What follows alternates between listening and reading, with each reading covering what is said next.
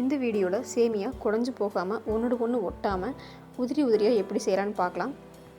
இந்த ரெசிபி பார்த்துட்டிங்கன்னா காலை பிரேக்ஃபாஸ்ட்டுக்கும் நைட்டு டின்னருக்கும் மதிய லஞ்ச் பாக்ஸுக்கும் உங்களுக்கு சூட்டபுளாக இருக்கும். இப்போ இந்த ரெசிபி எப்படி செய்யலான்னு பார்க்கலாம். Hi friends, welcome to my style. வீடியோக்குள்ளே போகிறதுக்கு முன்னாடி நீங்கள் நம்மளோட சேனல் இன்னொரு சப்ஸ்கிரைப் பண்ணிடுங்க. பெல் பட்டனை கிளிக் பண்ணிட்டு ஆல் பட்டனை கிளிக் பண்ணிக்கோங்க. அப்போ தான் நம்ம போடுற வீடியோஸ் எல்லாமே உங்களுக்கு வந்து நோட்டிஃபிகேஷனில் வரும். வாங்க வீடியோக்குள்ளே போகலாம்.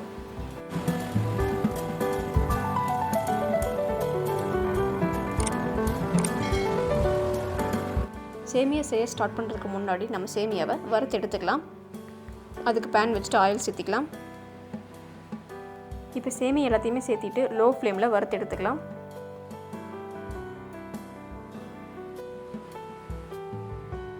வறுத்து எடுத்துகிட்டு ஒரு பிளேட்டில் மாற்றி வச்சுக்கலாம். வறுத்து எடுக்கும்போது சேமியாவில் முழுமையாக எண்ணெய் வந்து ஸ்ப்ரெட் ஆகிருக்கணும். அப்போ தான் வந்து உதிரியாக வரும்.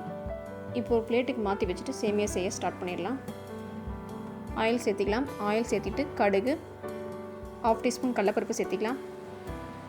கடலப்பருப்பு கலர் சேஞ்ச் ஆகிறதுக்கு லேட் ஆகும். ஸோ ஃபஸ்ட்டு வந்து அதை சேர்த்திக்கலாம். ஒரு 70% கலர் சேஞ்ச் ஆன உடனே நம்ம முந்திரி பருப்பு சேர்த்திக்கலாம். சேர்த்திட்டு அதுவும் நல்லா கலர் சேஞ்ச் ஆகட்டும். சிம்லேயே வச்சுக்கோங்க. இப்போ இந்த டைமில் கட் பண்ணி வச்சுருக்கிற பெரிய வெங்காயம் சேர்த்திக்கிறேன். சேர்த்திட்டு அதையும் நல்லா கலந்து விட்டுடலாம். அது கூடயே கருவேப்பிலை. சேமியா நீங்கள் எந்த மெத்தடில் செய்ய வேணாம்னு சொல்லிட்டு நான் வீடியோ எண்டிங்கில் சொல்லியிருக்கேன், செக் பண்ணிக்கோங்க. இப்போ இந்த டைமில் கட் பண்ணி வச்சுருக்கிற 3 பச்சை மிளகாய் சேர்த்திக்கிறேன். வரமிளகாயாக இருந்தாலும் சேர்த்திக்கோங்க, ஒன்றும் பிரச்சனை இல்லை. இப்போ எல்லாமே நல்லா வதங்கிடுச்சு. இப்போ இந்த டைமில் நம்ம கட் பண்ணி வச்சுருக்கிற 1/2 தக்காளி சேர்த்திக்கலாம். ஒரு தக்காளி சேர்த்திங்கன்னா ரொம்ப புளிப்பாக இருக்கும். ஸோ நீங்கள் 1/2 தக்காளி மட்டும் சேர்த்திக்கோங்க, நல்லாயிருக்கும். இப்போ இது கூட மஞ்சள் 1/4 டீஸ்பூன் சேர்த்திக்கலாம். மஞ்சள் தூள் பார்த்திங்கன்னா ஆப்ஷன் தான், உங்களுக்கு வேணும்னா சேர்த்திக்கோங்க. சேர்த்துனா கொஞ்சம் கலர்ஃபுல்லாக இருக்கும். இப்போ இதை எல்லாத்தையுமே நல்லா வதக்கி விட்டுறலாம்.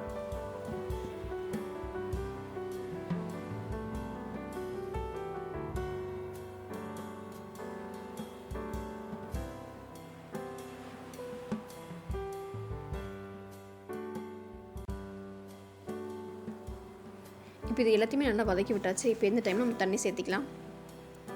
தண்ணி அளவு பார்த்துட்டிங்கன்னா நான் ஒரு பாக்கெட்டுக்கு 2 டம்ளர் தண்ணி சேர்த்திக்கிறேன். அதாவது 1/2 லிட்டர் தண்ணி. தண்ணி அதிகமாக சேர்த்திடாதீங்க. தண்ணி அதிகமாக சேர்த்துனா சேமியா குழஞ்சி போயிடும். சேமியா உதிரியாக வர்றதுக்கு தண்ணியோட லெவல் வந்து ரொம்ப முக்கியம். இப்போ தண்ணி சேர்த்தியாச்சு. இப்போ நம்ம தேவையான அளவு உப்பு சேர்த்திக்கலாம். உப்பு சேர்த்தின பிறகு இப்போ இது எல்லாத்தையும் நல்லா கலந்து விட்டுடலாம். கலந்து விட்டுட்டு கொதி வரட்டும். கொதி வர வரைக்கும் நம்ம வெயிட் பண்ணலாம். இப்போ பாருங்கள், கொதி வந்துருச்சு. இப்போ இந்த டைமில் நம்ம அடுப்பை சிம்மில் வச்சுட்டு நம்ம வறுத்து வச்சுருக்கிற சேமியாவை சேர்த்திக்கலாம்.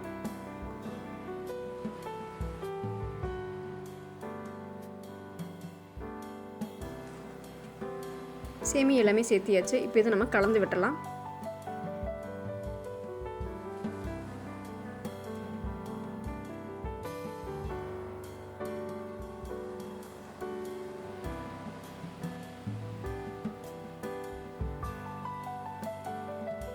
இப்போ இது எல்லாமே தண்ணியில் மூழ்கிற அளவுக்கு கலந்து விட்டாச்சு. இப்போ இதை ஒரு மூடி போட்டு மூடி வச்சிடலாம். 1 நிமிஷத்துலேயே நமக்கு வந்து சேமியா ரெடி ஆகிடும். சிம்மில் வச்சுக்கோங்க அடுப்பை. இப்போ ஒரு 1 நிமிஷம் ஆகிடுச்சு. இப்போ ஓப்பன் பண்ணி பார்க்கலாம். பாருங்கள், சேமியா எல்லாமே நல்லா வெந்துருச்சு. கொஞ்சமாக தண்ணி இருக்குது. இதை வந்து ஒன்றும் பண்ண வேண்டாம். அடுப்பை ஆஃப் பண்ணிவிட்டு மூடி வச்சிடலாம். இருக்கிற சூட்லேயே அது வந்து நல்லா தண்ணி வந்து வற்றிடும். இப்போ அடுப்பை ஆஃப் பண்ணிடுங்க.